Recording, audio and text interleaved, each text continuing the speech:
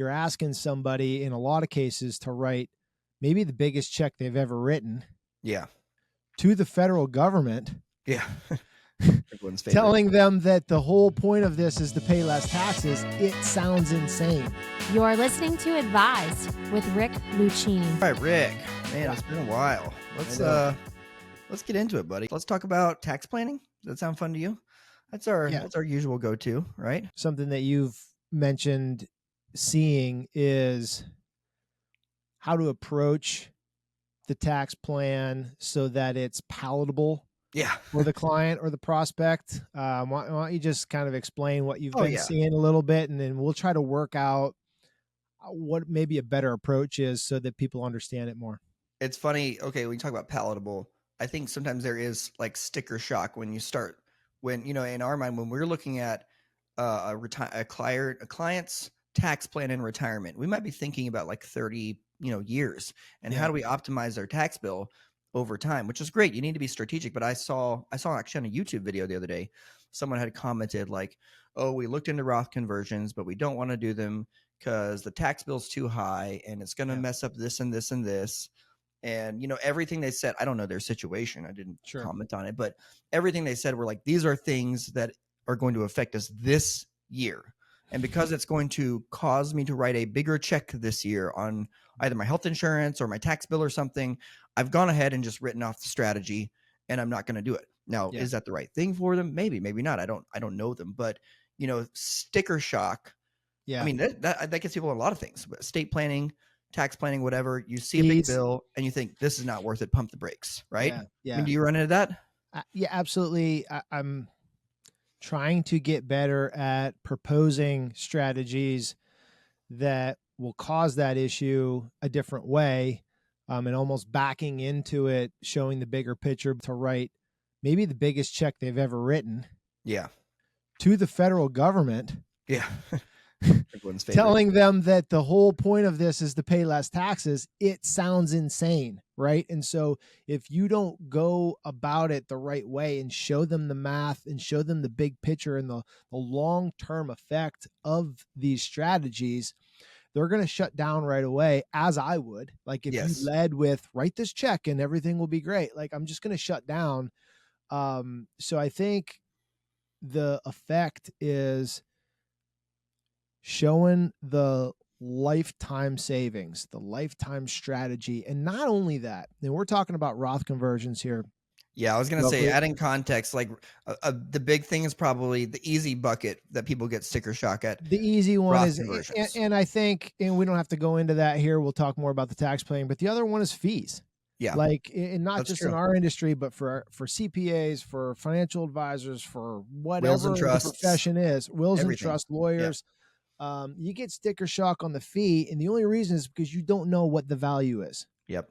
Right. And so for the Roth conversion, for those listening, we're really talking about taking your IRA, your 401k money, converting it into a Roth, likely in the early years of your retirement, to create tax-free bucket later. The rub there is that you've got to pay taxes, right? The strategy in most cases, or we wouldn't be proposing it, is going to lower your lifetime tax bill significantly. But in order to do that, we've got to pay some taxes up front, and there's some strategy around how much and all that other stuff. Well, and before we get into that, like to set the stage really quickly, in like 2 minutes or so, just tell me like, okay, in this scenario, let's say you have somebody who's got $1, $2, $3 million in a 401k or their IRA. Yeah. And you're coming to them proposing, hey, you need to start doing some Roth conversions. What's the cost of doing nothing? What's the scenario look like for this person with a 7-figure IRA going into retirement, say 60 years old? Yeah. Can you kind of explain why you would even propose this strategy? Yeah. What's going to happen is, in most cases, at least with the people that I work with, they have more money than they need, which is great. Creates safety. And that's right. But it's easy to say, we don't know what the future is, but just the math shows that likely they have more than they need. and they're going to be likely earning more than they spend, even though they're going to start spending some of it in retirement. A lot of these folks don't even touch it for the first 10 or 12 years of their retirement. That was actually their plan coming in. I want to not touch this, grow it. I've got Social Security, a small pension, and this other cash we're going to spend first. That's actually the opposite of what you want to do, because what you're alluding to is that bucket of money that's taxable is going to continue to grow, at which time the government's going to start forcing you to take it out. Right now, Yep. that age is 75. It likely will change a couple times over the next few years, but at 75, they make you start taking it out and tell you how much. And so as that number changes, you're taking a bigger dollar value out likely at 75 just because the account has grown than you would be now, being forced to pay taxes on it, not getting to choose how much in each year you pay tax on. And then that continues for your life. And if you have a younger spouse, I just did this with a guy, wife's 13 years younger. Okay. They're going to pay RMDs for 30 years, because when he dies, it's going to all transfer to her, and she's going to turn 75 or 76 a year later. Yep. They're going to go through 2 full RMD cycles, and then whatever's left is going to get transferred to the son, who's going to have 10 years to stay. There's 40 to 50 years worth of forced taxable withdrawals out of that account, versus over the next 8 years, converting it all to Roth, having the freedom of getting to spend it when you want, what you want, not having a vacation affect your other tax bill and all this other stuff for the rest of their life. I think it's, sometimes we like to, I guess, focus on the nuance, but at the expense of possibly doing that. I like to remind people, like, when you put money into that 401k when you were working, you didn't really get a true tax deduction. You got a tax deferment. Yeah. Means that's not a, hey, you get to pay no taxes on this. It's you get to pay the taxes later. On this. Yeah. So the taxes are going to get paid. But to your point, you see people retire and they think, you know what, I don't want to do it this year, so let's just kick the can down the road, and we will let the kids figure that out when they inherit the IRA. Right. So really, it's like, let's put this on the kids' tax return and not on ours, because we want to try to do as which is worse. Yeah, which a lot of times is worse for what's important to them and for their goals. Yeah. So you've got this situation, you're both retired, get 7-figure IRA, and now you're like, hey, I think you should cut a check for $20,000 to do Roth conversions, right? Yeah. I mean, what are some of the things that this can mess up? I mean, what does tax sticker shock kind of look like?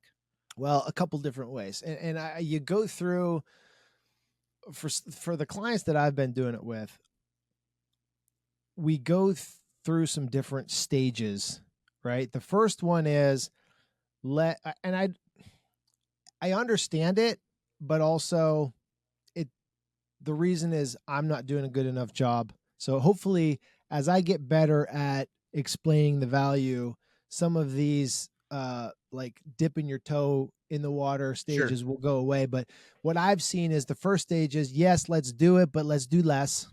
Yep. Less than what you're proposing. I don't know if it's just like to feel it for a year. Like, I don't know why, but let's just do less. Let's just say that we did it, but do a lot less because that number that you proposed was scary. Okay, accept that. Better than nothing, right? And then the next phase is, we're going to do the bigger number, but we're going to withhold the taxes rather than write the check out of our cash account. Sure.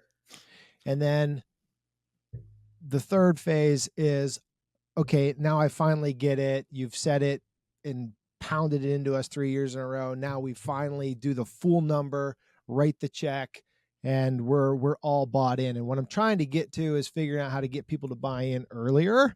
Sure. So that they don't go through those. And not everybody does, but some people have gone through those phases. That's what I've felt. And some of the other things that come up that we have to be careful of as advisors is, you can't just divide the IRA by 8 years or 11 years or whatever it is till you turn 75. You have to, especially your younger clients, a lot of their health insurance is based on their taxable income. Yeah. From So now 60 we to have to, 65, especially with the, with Affordable the Care Act Affordable Care subsidies. Act, right? So now we have to balance, and I actually coordinate directly with the health insurance provider, not the provider, but the agent, Yep. basically. And I run Magi tax projections for them. They come back with premiums, and we're the clients in between, and we just really work out like where's the sweet spot where, Sure. yeah, we know the premium's going to go up. We don't want it to be ridiculous.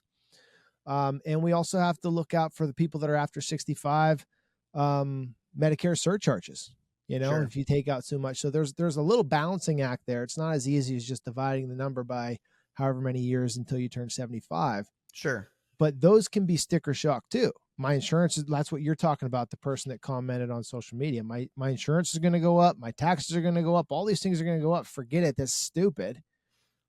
But fast forward 20 years later, and you maybe probably paid like $350,000 less in taxes. It wasn't Yeah. that stupid, right? You just Yeah. have to see the bigger picture. Yeah, that's a really good point too. And I think another thing that I've seen that leads to some apprehension in this, and where you really need to help, where we really need to help our clients understand, hey, we're looking to solve and optimize for a long period of time to make sure that you accomplish what's important to you without overpaying the IRS, which Yeah. sometimes means pay a little bit sooner, Yep. but pay actually less. But a lot of the folks that I work with who have big 401ks, these weren't business owners who spent their whole life writing checks to the IRS for No, estimated taxes. it's your first These time. are regular W-2s. folks, and they just Yeah. work a job and they fill out their Form W-4, and they get their taxes withheld from their paycheck. And at the end of the year, I get a refund or I owe a little bit. So it's like a big mentality shift to say, okay, now I've got this big 401k, I rolled it over, and I'm supposed to start cutting a check every year Yeah. for $20,000 to go to the IRS. It can be a little daunting sometimes. They can. So it's easy to see, it's easy to lose the forest for the trees. Yeah, especially there's when no it comes doubt. to And tax that's why, like I said, easing into it is fine. But I think we need to do a better job at showing the overall value and in managing expectations. Like, yeah, that projection, I think sometimes the big picture also can seem, I don't know, ridiculous. Like, I Yeah. don't know how to split that difference. Like, okay, he's showing me in my, I'm going to save $400,000 in taxes. They either buy in right there and are like happy to write the check, or they're like, that seems a little ridiculous, like almost not believing it. Right. So I don't know what the balancing act is yet, but there is a way to do it. And I think putting more value on the freedom that it provides you and your surviving spouse and your children, rather than just the dollars and cents of how much taxes I paid, Yes. is maybe the better way to go about it. Because even if the tax dollars were a push, an absolute push, it's better to do it because of all the spending freedom Flexibility. and gifting flexibility and all that stuff that it gives you, your surviving spouse, and your child in the future. So if you can get all that and save on taxes over your lifetime, it's a win. But I think the value of how you're able to actually use the money in the future maybe gets lost by us because we geek out on the math of it. Yep. And it's really more about the flexibility of how they can live and spend their money. Yeah, I that's a really good point. I think the important thing is, if you are as an investor, and you're, close to retirement, or you're retiring and your income's going to go down a lot because of that, and you think, hey, this is a good time to start filling up some of those buckets with Roth conversions like we've talked about, you really have to frame everything through the lens of, and I don't want to sound cheesy, but I really mean this, like your own family's values, your goals, and how you see that money and your spending aligning to your values and goals, because that's going to make a really big difference on what you do with your IRA. I mean, it really does affect, hey, here's what I should do for tax planning, because it's important to me to leave some money behind to my church, or it's important to me to leave some money behind to my kid. And, those are two different strategies. Those are two different strategies, right? Yeah.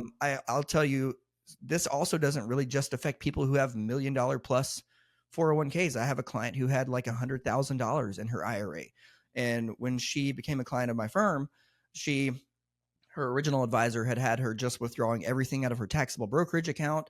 And we were just leaving the IRA and literally just taking the bare minimum that you had to every year. And we're talking $100,000. But as I'm listening to her, she's like, hey, I have, 2 daughters, and I really just want to leave as much as I can to them to bless them. And, that's great. And that's wonderful. But for her, it's like, my cash flow needs are met. I'm kind of later stage, mid to later stage retirement, late 70s, early 80s. So I'm not traveling quite as much, but I really just want to preserve this and leave it as an inheritance to my kids. Well, her kids are in a lot higher tax bracket than she is now. She can pull out a lot of that money tax-free with her standard deduction, and a good bit more of it at 10%. So 10%, as I'm listening to, like, here's what's important to you. Even if you creeped in, sorry to cut you off, but even if you creeped into 12, you can take a ton out from 100%. her to go from 0 to 12. And the kid's first dollar is going to be 24 or 32. Yeah. Cause if her kid inherits this $100,000 account, for them at their current level of spending and income, they're going to have to cash it out in 10 years. And even if they take a little at a time based on where their income is, they're losing 24+% to taxes, federal taxes plus state, because we're in Georgia. And that just goes to the flexibility and what you want to have happen. Yes. And it saves the taxes. But even if that's what I'm saying, even if it was a push, I think we do need to put more value on, look at what else this provides rather than just the dollars and cents. And just to wrap up on the sticker shock, because we're here and I mentioned it at the opening, there's sticker shock on fees. I don't know how to get over that because I'm not great on a website or anything else at showing what our value is. It's not just us, CPAs, lawyers, all the other stuff. If you are complaining that I charge 0.25% more than your current person, and you're asking me tax planning questions and not him, there's your answer why. Bye, Felicia. Okay. That's what, but you see what I'm saying? Like, you're already answering your own question. Why are you more? Because the guy that's supposed to be doing all this stuff isn't doing it. Yeah. Right. So like that though. So don't get caught up in the sticker shock. Find the value. If it's not there, great, go buy. But if you want something that's a premium, you likely will have to pay a premium price. I'm going to shut up and tell this story because what you said made me laugh, and it's hilarious. So I remember one of my very first clients. I get this client from door knocking. We'll call her Sue, but if she's listening to it, she knows who she is. And she's in my office on a Saturday morning, and we're going over like, okay, here's my proposal. She's working with an advisor. They're not happy. I door knocked her and I was like, hey, I do investments. Do you have an IRA? And she's like, yep. And I was like, are you happy with the service you get? And she's like, nope. And I was like, cool, I'll call you. Got her number. That was the entire conversation. It was like, yes, no, here's my phone number. Get her in. And I kind of go through a proposal. And she's like, man, my advisor doesn't charge that. And she's like kind of pushing back a little bit. And I was like, that's why you're here. Like, he doesn't charge this and he's not doing anything for you. So you can have the lower fee. You already do have it. Keep it. But you want service. And she's a fantastic client. Absolutely they get it. They get it. They just need to be back in the years. And that's the same thing with other professionals too. It's not just because you might be in the same business bucket. Yeah. What we're doing is not commoditized. And I have very similar experience very recently where a guy is paying 0.9% to his advisor, and he wasn't really pushing back too hard, but was kind of balking at the fact that I wanted 1.25. Yeah. And I'm like, well, you literally have another advisor and asked me to build you a tax plan. Yeah. Like you just answered your own question right there. Like, they're not doing what you need. Yeah. Right. And that's why the extra fees are, but let's stop there. We're talking about Roth conversions, IRAs, all that sort of stuff. That's going to lead us into a really great episode that we're going to record next. So follow along. What do you want to talk about next so we can tell everybody what's coming? Yeah, I think next we'll talk about the big myth about taxes, my taxes will be lower in retirement, and why That's I think right. that's a big myth. If you But yeah, think let's wrap you're- up here. This is good, man. if you are being told your taxes are going to be lower in retirement, and that's what a lot of your investing strategy is based around, listen to this next episode. We're going to get into it deep. Thanks, buddy. All right, good talk. All right.